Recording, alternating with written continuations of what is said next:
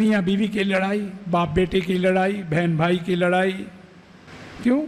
रहमत के फरिश्ते आ जा नहीं रहे, शयातीन ने बसेरा कर लिया है। अजीज़ान गिरामी, इन मसाइब और मुसीबतों और बलाओं से बचने के लिए बिस्मिल्लाहिर्रहमानिर्रहीम। सुस्ती क्यों होती है? दिल क्यों मुर्दा होता है?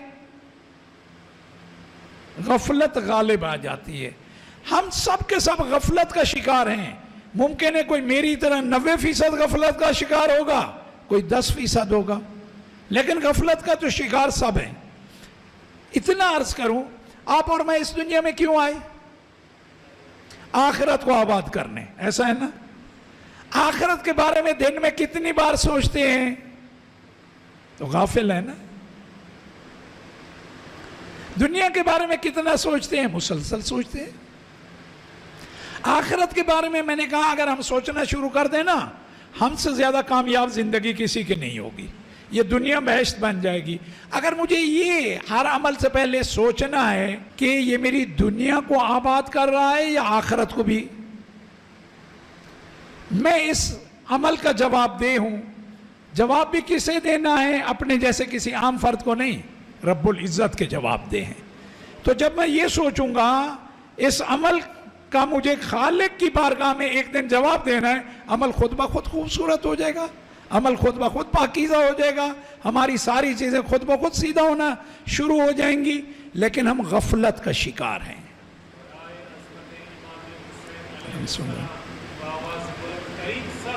अल्लाहुम्मा सल्ली अला मुहम्मद व आलि मुहम्मद। अच्छा, ये दीन जो मुकम्मल ज़ाब्ता हयात है, जो खुदा की तरफ से ये दीन रहमत ही रहमत है ना, करम ही करम है, फाजल ही फाजल है, ऐसा है ना?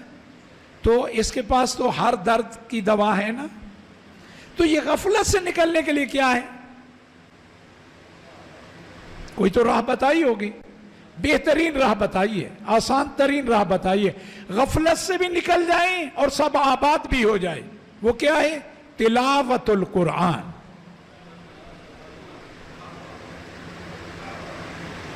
आपने फरमाया ये दिल मुर्दा हो जाते हैं। कहा मा जिला हुआ या रसूल अल्लाह, या रसूल अल्लाह जब मुर्दा हो जाते हैं इनको फिर वैसे रोशन बर्राक करने के लिए क्या चीज? का तिलावतुल कुरान, कुरान की तिलावत। और इससे बेहतर चीज आपको कायनात में नहीं मिलेगी। फज़लुल कुरान अला साइरिल कलाम का फज़लिल्लाहि अला खल्के। कुरान की फजीलत बाकी तमाम कलामों पे वही फजीलत है जो खालिक को मखलूक पे है। खालिक को मखलूक का कोई आपस में है मुकाबला? इस कलाम का भी कोई मुकाबला नहीं। अजमत कितना ज्यादा है। मैंने कहा मार्केट में वो आसानी मिले तो हम सब मार्केट में नजर आएंगे। अगर थोड़ा सा फ्लू और सर में दर्द वगैरह, जिस्म में दर्द हो ना, कोई और का काम बताया जाए तो थोड़ा या तबीयत नासाज है और कहा जाए ये फायदा हो रहा है, फलां जगह पे प्लॉट नीलाम हो रहे हैं, जो 50 लाख वाला था बैरिया में वो 20 लाख का मिल रहा है, रोड पूरा ब्लॉक हो जाएगा। अब देखें रब्बुल इज्जत की अता कितना है। कहा तुम में से जो भी अल्लाह रब्बुल इज्जत की खुशनुदी के लिए सूरह यासीन की तिलावत करेगा, किसकी खुशनुदी? अल्लाह रब्बुल इज्जत। सूरह यासीन की एक बार तिलावत करेगा, अल्लाह रब्बुल इज्जत उसके नामे आमाल में 12 खत्म कुरान का सवाब लिख देगा। कितने खत्म कुरान?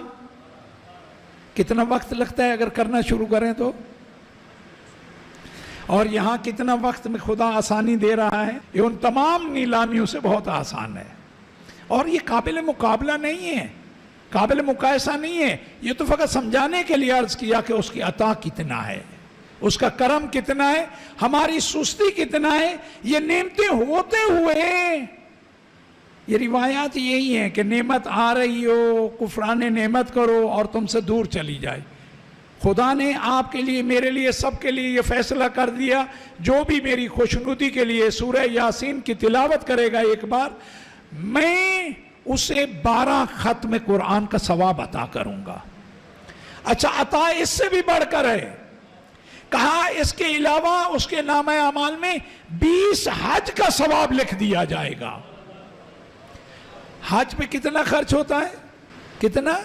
بہت پرانی بات کر رہے ہیں آپ بہرحال اتنا خرچ بھی ہوتا ہے، وقت بھی صرف ہوتا ہے، انسان کو جا کے بالآخر طواف کرنا ہے، صحیح کرنی ہے، باقی عبادات انجام دینی ہے، نمازیں پڑھنی ہیں، مینا جانا ہے، عرفات جانا ہے، یہ ساری دشواریوں کے بعد ایک حج، اتنا مال اتنا وقت لگانے کے بعد، اور سورہ یاسین کی اللہ کی خوشنودی کے لیے ایک دفعہ اگر تلاوت کر لی تو 20 حج کا ثواب نامہ اعمال میں لکھ دیا جائے گا۔ آپ کے اور میرے آقا مولا امام جعفر صادق علیہ السلام اللہم صلی علی محمد فرماتے ہیں جو اس سورہ کی تلاوت صبح میں کرے گا، دن کے وقت کرے گا، اللہ رب العزت رات تک اس کی حفاظت فرمائے گا۔ آپ کو اور مجھے حفاظت کی ضرورت رہتی ہے یا نہیں؟ رہتی ہے نا، جن کے پاس جتنا ہو تو پھر اسی حساب سے گارڈ، اسی حساب سے بلٹ پروف گاڑی، اسی اعتبار سے اس کا آنا جانا، ایسا ہے نا۔ وہ حفاظت ضرور ہے لیکن جو خدا حفاظت کرے گا اس جیسے نہیں ہو سکتی۔ رب العزت کا فرمان ہے کہ رات تک پورا دن اس کی حفاظت بھی ہوگی، اور اللہ رب العزت فرماتا ہے میں اس کو روزی بھی عطا کروں گا، رزق بھی عطا کروں گا۔ ہم کتنا کہتے ہیں قبلہ کام شروع کر رہے ہیں، آج کل مندہ ہے، دعا کریں کچھ اچھا ہو جائے۔ دعا ضرور کرائیں، وہ بھی ضرور کرائیں، لیکن اس سورہ یاسین کی صبح سے تلاوت کر لیں، اللہ آپ پہ اپنی رزق و روزی کے دروازے ویسے ہی کھول دے گا۔ زمان اللہم صلی علی محمد و آل محمد۔ اور آپ فرماتے ہیں جو رات کے وقت سونے سے پہلے اس کی تلاوت کرے گا، اللہ رب العزت 10,000 فرشتے مقرر کرے گا۔ کتنے؟ 10,000، جو آفات، بلیات اور شیاطین سے صبح بیدار ہونے تک اس کی حفاظت کریں گے۔ یہ 10,000 فرشتے جو اللہ رب العزت معمور کر رہا ہے، اس کا مطلب رات میں خطرہ کچھ زیادہ ہے، اور اس سے بچنے کا بہترین اہتمام کر دیا ہے۔ اور کہا جو قبرستان میں جا کے اس کی تلاوت کرے گا، اللہ رب العزت وہاں جتنے بھی مدفون ہیں، جتنوں کی بھی قبریں ہیں، ان کے عذاب میں کمی کر دے گا، اور ان کی تعداد کے مطابق، اس قبرستان میں جتنے بھی مدفون ہیں ان کی تعداد کے مطابق اس تلاوت کرنے والے کو نیکیاں عطا کرے گا۔ یہ تو ہو گیا اللہ رب العزت کی طرف سے، خود سورہ یاسین اپنے تلاوت کرنے والوں کو دنیا و آخرت کی بھلائیاں عطا کرے گی، آفات و بلیات سے محفوظ رکھے گی، روز قیامت شفاعت کرے گی۔ ایسا پیکج ہے کہاں؟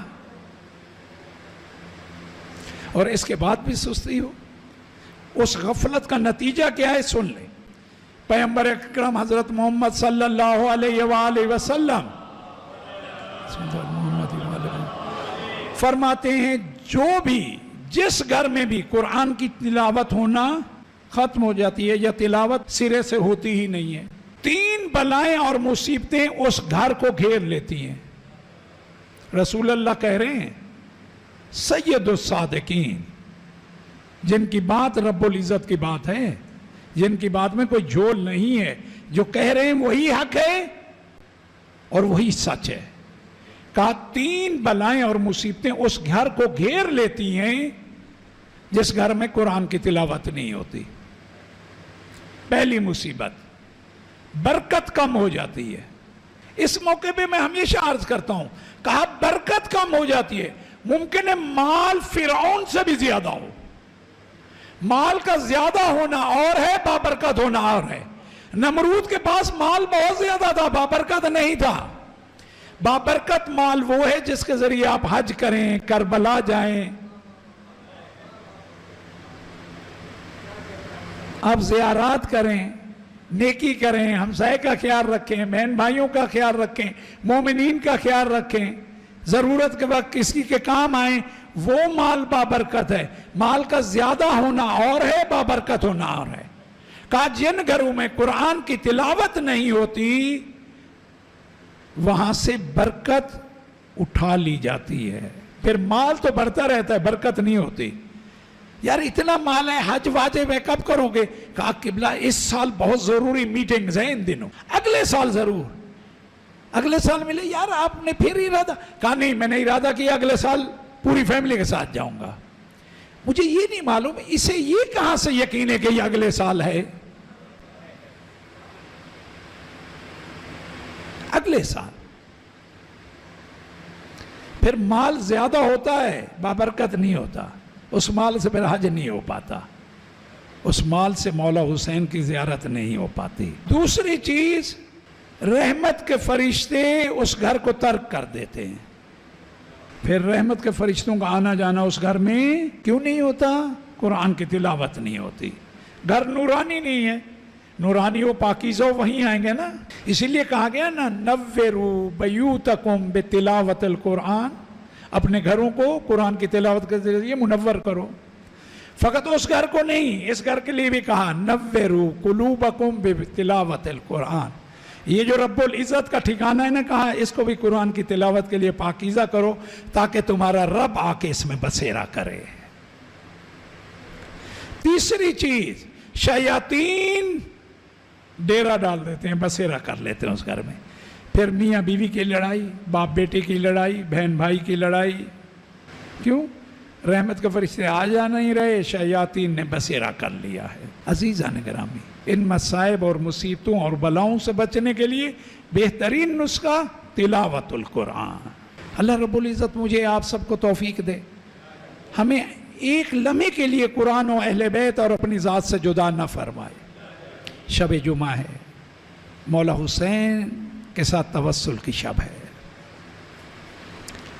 یہ جو مولا حسین اللہ رب العزت نے ہمیں عطا کیا ہے نا, میں ہمیشہ کہتا ہوں اور کہتا رہوں گا, اگر ہم زندگی پوری اپنی سجدے میں فقط یہی شکر ادا کرتے رہیں, بار الہ تو نے ہمارا آقا حسین کو قرار دیا, یقین جانے یہ ادا نہیں ہو سکتا.